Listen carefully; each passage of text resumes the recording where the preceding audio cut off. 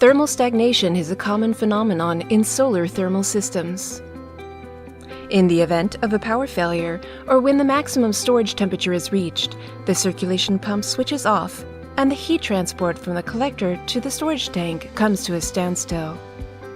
If this happens on days with high solar radiation, 5 different and clearly distinguishable phases of system states occur in succession.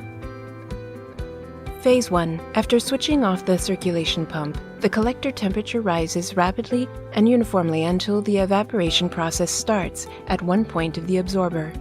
The increase of the system pressure is only very slight at this point. Phase 2. A small amount of the heat transfer medium evaporates and pushes out a portion of the liquid collector contents until the supply and return lines are reached by saturated steam.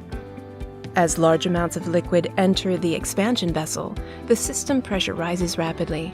So does the boiling temperature in the area filled with saturated steam. The duration of this phase is only a few minutes.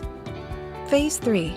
The flow and return lines are increasingly pressed empty downwards towards the technical room, with approximately the same liquid level. The pressure at the expansion vessel reaches its maximum value, and with it, thus also the boiling temperature.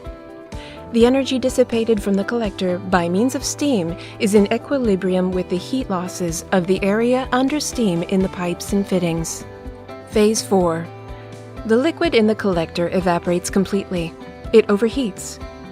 This reduces the collector efficiency, and the amount of energy to be removed with steam decreases. The volume of steam, and thus the system pressure and saturated steam temperature, decrease.